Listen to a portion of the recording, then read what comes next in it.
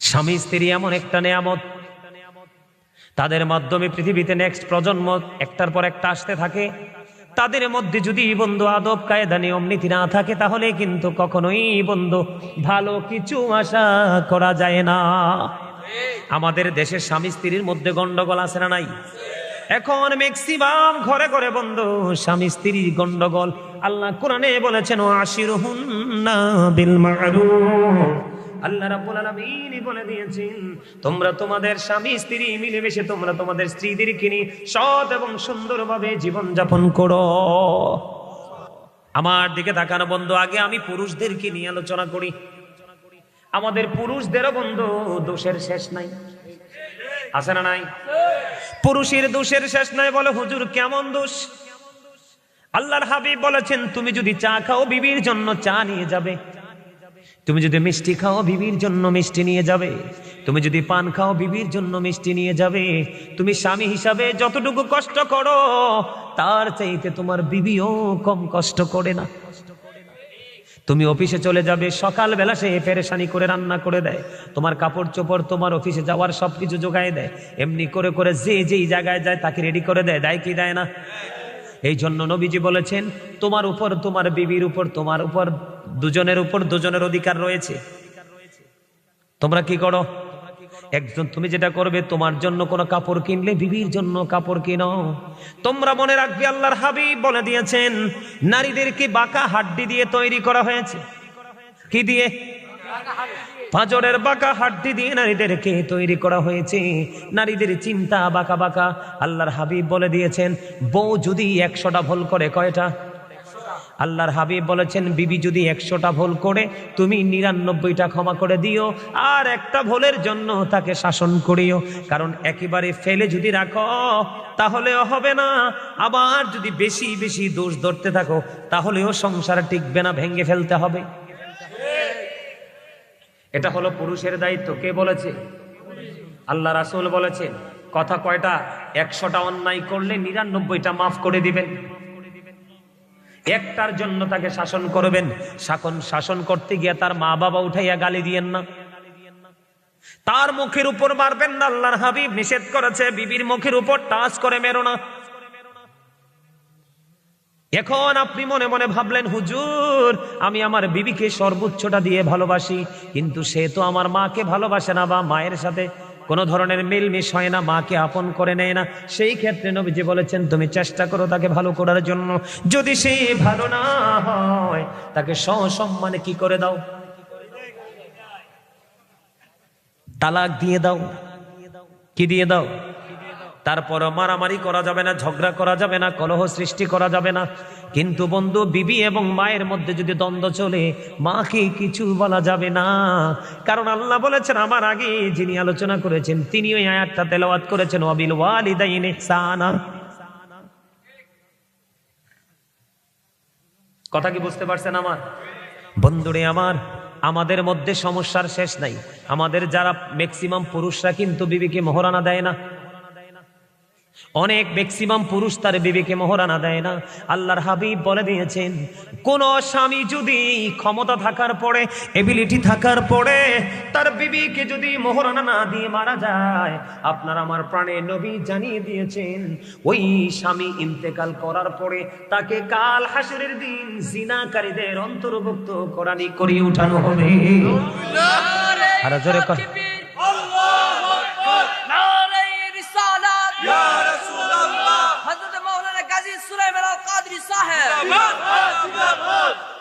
মারহাবা বলেন। আমার কথা আপনারা বুঝতে পারছেননি? আপনি সারা জীবন কিন্তু স্বামী স্ত্রীর সম্পর্ক করে গেছেন। আপনি আপনার অহংকারের কারণে, অহমিকার কারণে আপনি আপনার বিবিকে ন্যায্য প্রাপ্যটা আপনি বুঝাইয়া দিলেন না। আল্লাহর হাবিব বলে দিয়েছেন, তুমি অপেক্ষায় থাকো, তোমার জন্য জাহান্নাম বরাদ্দ। কাল হাসরের ময়দানে জিনাকারীদের অন্তর্ভুক্ত করে তোমাকে জাহান্নামে তোলা হবে। জোরে জোরে কন্যা নাউজুবিল্লাহ। এখন বিবির মোহরানা আটকায় রাখবেন নি? হ্যাঁ, আটকায় রাখবেন। এবার আসেন, আমাদের সমাজের মধ্যে কিছু ক্যারেক্টারলেস মেন অথবা পিপল আছে না নাই? চরিত্রহীন আছে না? বড় বউকে ঘরে রেখে, বাচ্চাকে ঘরে রেখে ঘুম পাড়িয়ে আরেকটা বিয়ে করে। তোমার তো বিয়ে 4টা বৈধ, কয়টা? তুমি যদি সক্ষম পুরুষ হও তোমার বিয়ে কয়টা বৈধ? আল্লাহর হাবিবকে একদিন আল্লাহর হাবিবকে একদিন একজন বিবি প্রশ্ন করলেন, ইয়া রাসূলুল্লাহ, ইয়া হাবিবাল্লাহ, নবী গো, আপনি কাকে বেশি ভালোবাসেন? খেয়াল করবেন, কাকে বেশি ভালোবাসেন? নবীজি ওই বিবিকে একটা খেজুর দিলেন। কয়টা খেজুর? একটা খেজুর দিলেন। নবীজি বললেন, তোমাকে যে খেজুর দিছি ওটা আরেকজনকে বলিও না। এমনি করে করে করে করে বন্ধু একটা একটা একটা একটা করে সবগুলো বিবিকে একটা একটা করে খেজুর দিলেন। এখন বিসি ফালাইতে যাই একজনে ফালাইতে গেছে, আরেকজনে দেখে ফেলছে, বুবু তুমি কি ফালাইলা? আমি একটু খেজুরের বিসি ফালাইছে। কে দিছে? আমার নবীজি দিয়েছে। এমনি করে করে করে করে নবীর যতগুলো বিবি সবাই দেখে একটা একটা করে খেজুরের বিচি ফালায়। তার মানে সকল বিবি জানতে পেরেছে আমার নবী রাহমাতাল লিল আলামিন কাউকে কম কাউকে বেশি নয়, আমরা সকলকেই সমানভাবে ভালোবাসে। আমরা সেই নবীর উম্মত হয়েছি, কিন্তু সেই নবীর আদর্শকে ধারণ করতে পেরেছি? পারি নাই বন্ধুরে আমার, আমি আপনাদেরকে বলি, একজন বিবি কি করলো, একজন স্বামী কি করলো, বড় বউকে ফেলে ছোট বউকে বিয়ে করলো। এখন ছোটটারে বিয়ে করার পরে বড়টার কোনো খবর রাখে না, খোঁজ রাখে না। আছে না নাই? আপনাদের এই তেতুয়ারাতে আসেনি? আমার তেতুয়ারা তো আছে। ওটা এটা আবার কি কথা? হ্যাঁ, কত জঘন্য খবর দেখেন। আল্লাহর নবী, আপনার আমার প্রাণের নবী রাহমাতুল লিল আলামিন, তিনি বলে দিয়েছেন, বন্ধু একটা বিবিকে রেখে তুমি আর একটা বিবি বিবাহ করলে, এখন তোমার সব অধিকার দ্বিতীয় বিবিকে দিয়ে দিলে, বড় বউকে তুমি বঞ্চিত করে দিলে। নবীজি বলেছে, স্বামী হয়েছো, যোগ্য স্বামী হতে পারোনি, কাল হাসরের ময়দানে তোমাকে অর্ধাংশ কুজু করে উঠানো হবে। জোরে জোরে কন্যা নাউজুবিল্লাহ। আপনারা মনে রাখবেন, আল্লাহর হক যদি নষ্ট হয়, আল্লাহ চাইলে আপনাকে ক্ষমা করে দিতে পারে, কিন্তু বান্দার হক নষ্ট করলে সে ক্ষমা না করা পর্যন্ত আপনার উপায়। ঠিক কিনা বলেন? এখন দাম্পত্য জীবন সুখের করা লাগবে কি লাগবে না? এখন করতে হলে কি করতে হবে? ইসলামের আইন মানতে হবে। বন্ধুরে, আবার আমি একটু বিবিদের কাছে যাব, স্ত্রীদের কাছে যাব, কারণ এখন আমাদের সমাজে একটা জিনিসের প্রচলন বেশি বেড়েছে। কি? সেটা হলো জামাইয়ের পকেটের টাকা নিয়ে বাবার বাড়ি পাঠায়। আছে না নাই? সুযোগ পাইলে আবার ঘুরাইয়া স্বামীকে দেয়। স্বামী যদি সময় মতো দিতে না পারে, স্বামীকে অনেক অপমান অপদস্থ করে। আছে না নাই? আমাদের বাংলাদেশে, আমাদের অনেক জায়গায় আমি দেখেছি, আমার গ্রামের মধ্যেও আছে। আপনারা ইমাম সাহেবের দিয়ে মনটা খারাপ জিগানছে, কি তো হয়েছে?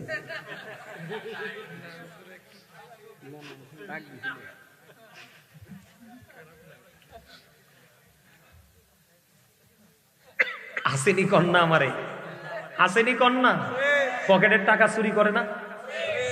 স্বামীর পকেট থেকে যদি কোনো বিবি টাকা নেয়, এটাকে চোর বলা যাবে না, এটা প্রেম। কথা কয় না? আছে না নাই? কিন্তু দোষটা হলো স্বামীর পকেট থেকে টাকা নিয়ে বাবার বাড়ি রাখা, তারপরে স্বামী বিপদে পড়লে বাবার বাড়ির বলে স্বামীকে দিয়ে আবার অপমান করা। মদিনাতুল মুনাওয়ারায় ছোট্ট একটা ঘটনা বন্ধু শোনেন। মদিনাতুল মুনাওয়ারায় এক বুড়িমা গভীর রজনীতে স্বপ্নে দেখলেন তার মেয়ে মারা গেছে, মেয়ের স্বামী পৃথিবীতে আছে। ওই বুড়িমার মেয়ে পৃথিবী ছেড়ে চলে গেছে।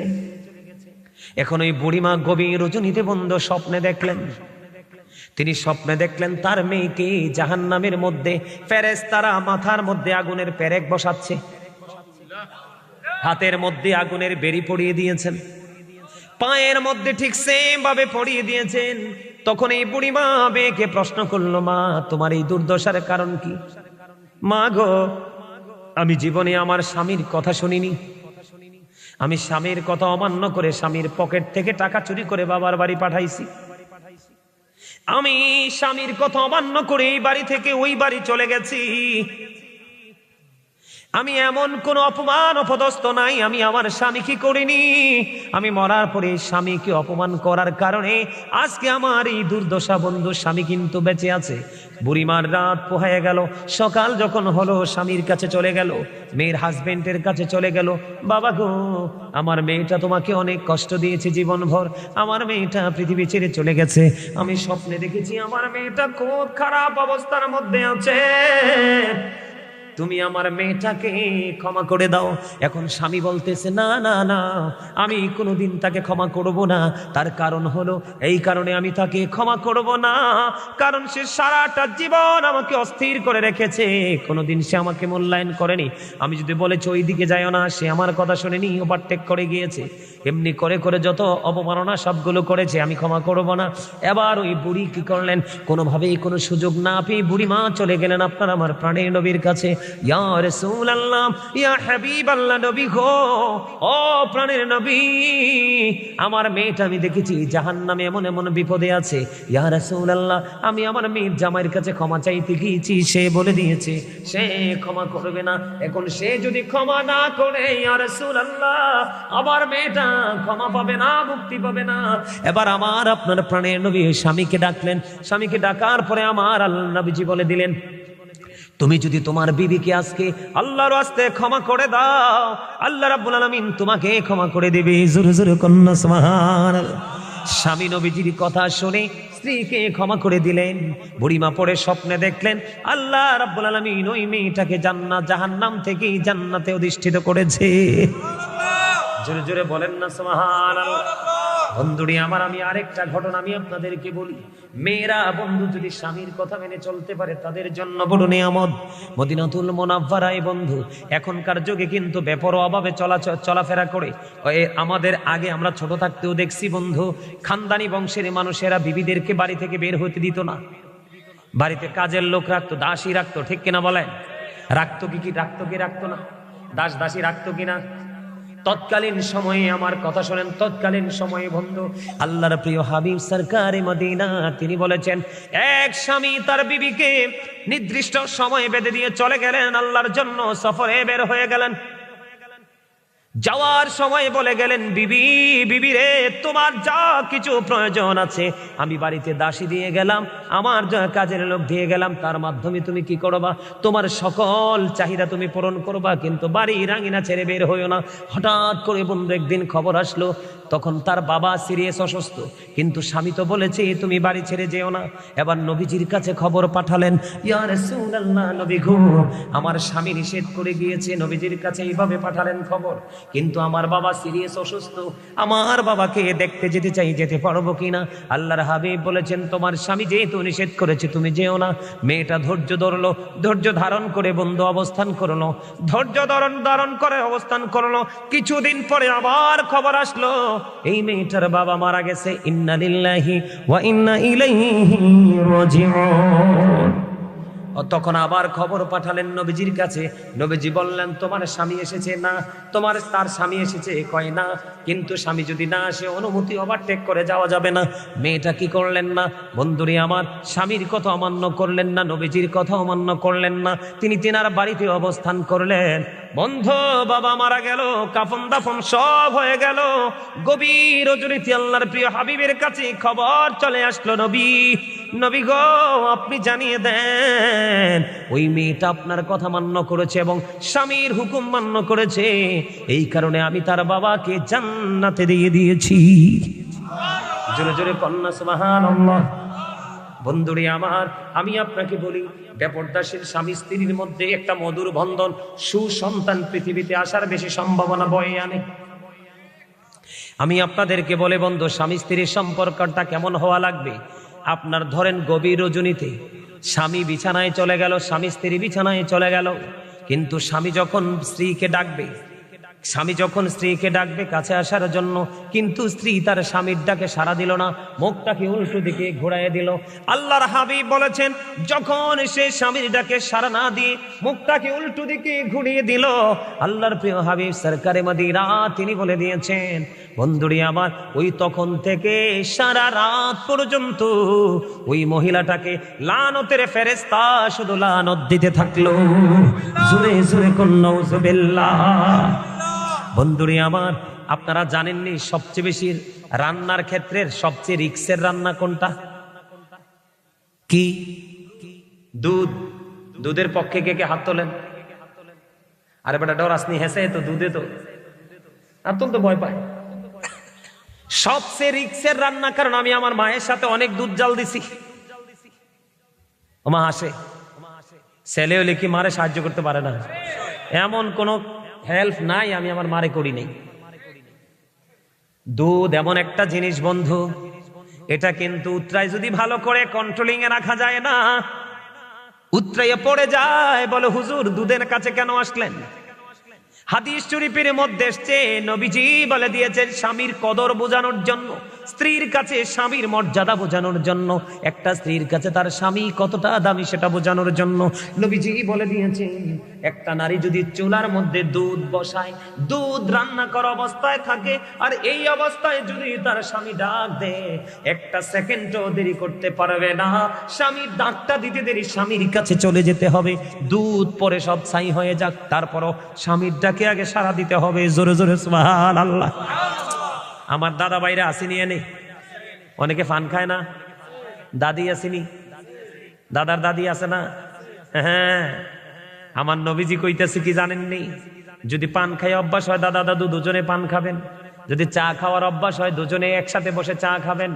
নবীজি জানিয়ে দিয়েছেন স্বামী স্ত্রী দুজনে 1 ঘন্টা সময় বা কিছু সময় তারা যদি প্রেমের আলাপ করতে করতে পান খাক, দুধ খাক, চা খাক, কফি খাক, যেটাই খাক, নবীজি বলে দিয়েছেন 1 ঘন্টা বা কিছু সময় যদি তারা একসাথে বসে স্বামী স্ত্রী প্রেমের আলাপ করে, মহাব্বতের আলাপ করে, তাদের আমল নামায়, দুজনের আমল নামায় 1 বছরের নফল ইবাদতের সওয়াব দেওয়া হয়।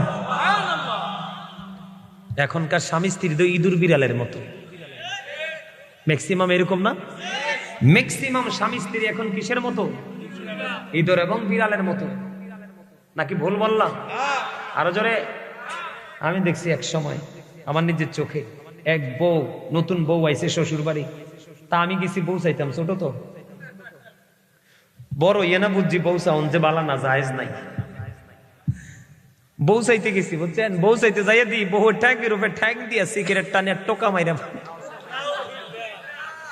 নাউজুবিল্লাহ কোন না? আরো জোরে। হেতে পুলিশ, হেতে সেকেন্ড ওয়াইফ। কথা কি কইছি বুঝতে পারছেন? এক্সাম্পল দিলাম, এক্সাম্পল। বিশ্বাস হয় না আপনাদের? ওমা, আপনারা কে কে আমার কথাটা বিশ্বাস করছেন হাত তুলে দেখান তো, সোজা কইরা। আমি আবার অন্য বক্তাদের মতো কাল্পনিক গল্প বানাইয়া বলার বক্তা না, আলোচক না। যতটুকু বলি কোরআন হাদিস থেকে বলার চেষ্টা করি। আপনারা সবাই হাত তোলেন নাই, বিশ্বাস হয় না এই কথাটা। আমি নিজের চোখে দেখছি, এ মোটা সুন্দর। আমি কই এটা সিগারেট খানা হিকলো ঘুরতে আছে না নাই? আপনার এখনো আমাদের মাঝে খুঁজতে এরকম বউ পাওয়া যাবে? ও বন্ধু, এইরকম ভাইরাস মার্কা মহিলা বউ বানানো যাবে না। একটা যদি এক বাড়িতে ঢুকে পুরো বাড়ি নষ্ট করে দিবে। কথা কি বুঝতে পারছেন? এই জন্য আমি আপনাদেরকে বললাম, বেপরদাশীল স্বামী স্ত্রীর মধ্যে কখনোই মিল হয় না, তাদের মধ্যে কখনোই নমনীয়তা, নম্রতা, ভদ্রতা থাকে না, থাকেনি। আপনাদের এলাকা তো বর্ডার সেট নেই, এদিক দিয়ে বর্ডার না, বিবির বাজার বর্ডার এদিক দিয়ে তো। আপনাদের এদিকে মটট খায়নি কেউ? গাঁজা টাজা খায়নি? খায়? বাবা খায়? নেশা করে? নেশা করে? নেশা নিয়ে একটু ওয়াজের দরকার আছে না? কথা কয় না? আপনারা পক্ষে না বিপক্ষে নেশার? একটু ওয়াজ করা লাগবে না? কারণ আপনাদের ছেলেরা তো নষ্ট হয়ে যাবে। এই আমি কই আপনাদেরকে কি বলি, আপনাদের এলাকায় না, আপনাদের এলাকা তো অন্য জায়গা থেকে মানুষ নেশা করতে আসে না? এতে কি প্রভাবটা আপনাদের সমাজে পড়ে না? এদেরকে দৌড়ানি দিতে পারেন না?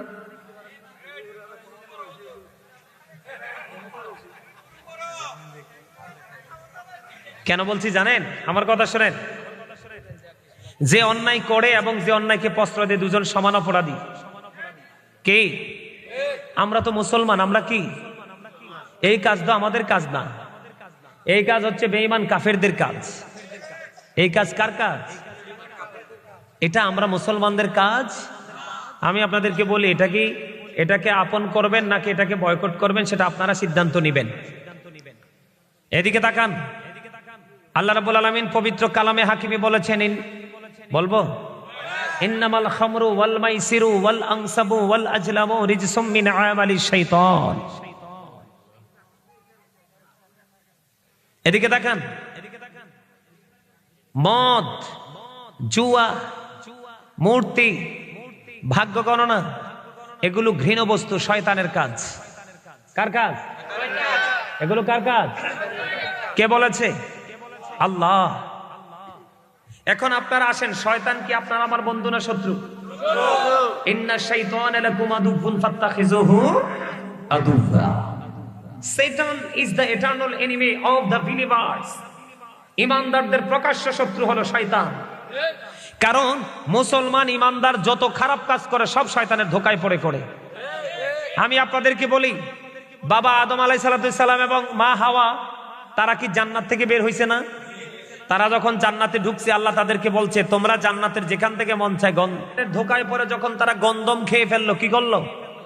গন্ধম খেয়ে ফেললো। আল্লাহ রাব্বুল আলামিন তাৎক্ষণিকভাবে অর্ডার দিয়ে দিলেন, কুল নাহবিতু মিনহা জামিআ, you get down all from here. আল্লাহ তাদেরকে জান্নাত থেকে আউট করে দিলেন।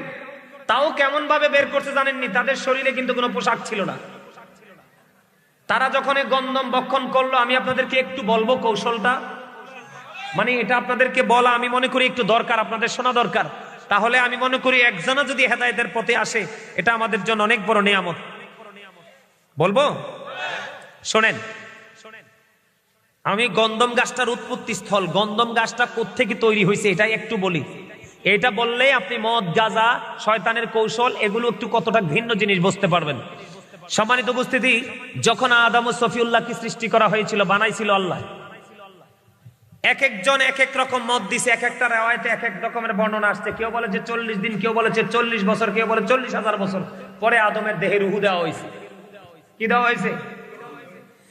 আদমকে সব ফেরেশতারা দেখে দেখে দেখে দেখে প্রশংসা করেছে। যাকে আল্লাহ রাব্বুল আলামিন বানাইছেন মুআল্লিমুল মালাইকা, যাকে ফেরেশতাদের লিডার বানাইছে। কি বানাইছে? লিডার বানাইছে। তাকে আল্লাহর আরশের পাশে স্থান দিয়েছে। যখন সে জানতে পারলো আল্লাহ রাব্বুল আলামিন আদমকে বানাবে, তখন সে ফেরেশতাদেরকে প্রশ্ন করেছিল, আল্লাহ নাকি আদম বানাবে, আদম বানালে তোমরা কি আমাকে ভালোবাসবে নাকি নতুনটাকে? তখন ওই ফেরেশতারা বলেছিলেন, আল্লাহ যাকে অর্ডার করবে তাকে আমরা মানবো। তখন ওই মুআল্লিমুল মালাইকা পরে যেটা শয়তান হইছে, এটার একটু গায়ে লাগছে। তো সবাই দেখে আদম ও সফিউল্লাহকে দেখে প্রশংসা করেছে। কিন্তু এই শয়তান কি করছে? যখন আদমের বডিতে গেছে, আদমের বডিটাকে বিচরণ করেছে, দেখেছে, কিন্তু আদমের বডিতে একটা বদ্ধ কোঠা ছিল। কি ছিল? বদ্ধ কোঠা ছিল। সব জায়গায় ঢুকতে পারছে, কিন্তু বদ্ধ কোঠায় ঢুকতে পারে, কারণ এটা রুহের জগৎ, অত্যন্ত পবিত্র জগৎ, এখানে শয়তান ঢুকতে পারে নাই।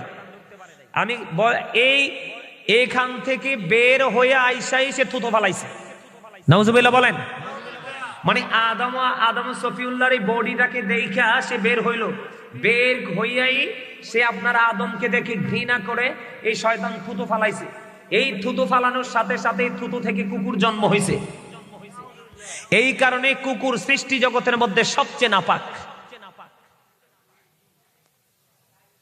এই যে শয়তান আদমের বডিতে ঢুইকা যে বিচরণ করছে, যে ময়লা, এই বিচরণের ময়লাগুলো ভিতর থেকে বের করে যেই জায়গার মধ্যে পুঁতে রেখেছিল, ময়লাগুলো থেকে, স্তূপ থেকে কয়দিন পর একটা গাছ উঠছে, এটাই গন্ধম। নাউজুবিল্লাহ বলেন। এটাই কি? গন্ধম। এটা তো নিকৃষ্ট জিনিস। আপনার এই গন্ধমে আল্লাহ রাব্বুল আলামিন জান্নাতে যখন আদম হাওয়াকে থাকতে দিলেন, বলেছেন তোমরা যেখান থেকে মন চায় সেখান থেকে খাইও, কিন্তু গন্ধম খাইও না। শয়তান তো কোনোভাবে, কারণ শয়তান তো জান্নাতে ছিল, দেখছে, এখন তারে না ওইখান থেকে বের করে দিছে। আদম আলাইহিস সালামকে দেখে ঘৃণা করেছে, সে মানতে রাজি না, আদমকে সেজদা করতে রাজি না। আল্লাহ তাকে চির অভিশপ্ত করে তো এখান থেকে আউট করে দিল। তখন শয়তান আল্লাহকে বলেছে, আল্লাহ তোমার ইজ্জতের কসম, তোমার এই বান্দাকে পথভ্রষ্ট করব। কি করব? এখন সেই কাজ তো শুরু করে দিছে। এখন শয়তান তো কোনোভাবেই জান্নাতে ঢুকতে পারতেছে না। পরে অনেক কৌশলে সে জান্নাতে ঢুকলো, ঢুইকা যাইয়ে গন্ধম গাছের নিচে কান্না শুরু করছে। কি শুরু করছে? কান্না শুরু করছে। কান্নার আওয়াজ শুনে মা হাওয়া গেছে। যাওয়ার পরে মা হাওয়া যায় জিজ্ঞেস করলো, তুমি কান্দো কেন? কয় আমার কান্নার কারণ হলো এত সুন্দর সুখের জায়গা, এত সুন্দর নিয়ামতের জায়গা তোমার জন্য বরাদ্দ হলো, আমি কান্দি এই জন্য কারণ তোমরা কিছুক্ষণের মধ্যে অথবা কিছু দিনের মধ্যে জান্নাত থেকে বের হয়ে যেতে হবে। কয় কেন রে, কেন রে? কয় আমি তো এই জায়গা থেকে বের হব না। তখন ওই শয়তান বলতেছেন, যদি তুমি এখান থেকে বের হতে না চাও, তাহলে এই গাছের ফল যদি খাইতে পারো তাহলে চিরস্থায়ী ভাবে থাকতে পারো না। নাউজুবিল্লাহ বলেন না।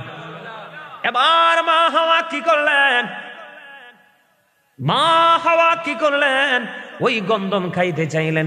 দেখেন শয়তান কত ইন্টেলিজেন্ট। এবার ডাক দিয়ে বললেন, না না, তুমি একা থাকলে লাভ হইব কি? তোমার স্বামী যদি না থাকে, তুমি একা একা খাইও না, তুমি তোমার স্বামীর কাছে নিয়ে চলো। এবার বন্ধু আদম সফিউল্লাহর কাছে নিয়ে আসলেন। আদম সফিউল্লাহর কাছে নিয়ে আসার পরে আদম বন্ধু তন্দ্রাচ্ছন্ন ছিল, তখনই গন্ধম খাইতেছিলেন। তখনই বুঝতে পারলেন যে তিনি হারাম জিনিস খাচ্ছে। এই যে এখানে পুরুষের আসেনি একটা জিনিস, আদম এখানে টিপ দিয়ে ধরেছিলেন, তখন থেকে বন্ধু পুরুষের এটা বের হইছে। আসেনি এটা? এই জন্য আমি আপনাদেরকে বললাম, যখন এই দুজন মিলে এই গন্ধম ভক্ষণ করলো, আল্লাহ রাব্বুল আলামিন জান্নাতি পোশাকগুলো খুলে নিল। এরপরে অর্ডার করলেন, তোমরা এখান থেকে বের হয়ে যাও। জান্নাত থেকে বন্ধু বের হয়ে গেল। ঠিক তেমনি ভাবে এই পৃথিবীর মুসলমান যুগে যুগে যুগে যুগে শয়তান ইমানদারদেরকে পথভ্রষ্ট করার জন্য পায়তারা করবে। শয়তান বলেছে, আল্লাহ আমি তোমার বান্দাকে ওই পর্যন্ত পথভ্রষ্ট করতে থাকবো যেই পর্যন্ত তার দেহে প্রাণ আছে। আল্লাহ ডাক দিয়া বলে, শয়তান তুমিও শুনে রাখো, আমি আমার ওই বান্দাগুলোকে ওই পর্যন্ত ক্ষমা করতে থাকবো যেই পর্যন্ত আমার বান্দা আমার কাছে ক্ষমা চাইতেই থাকবে।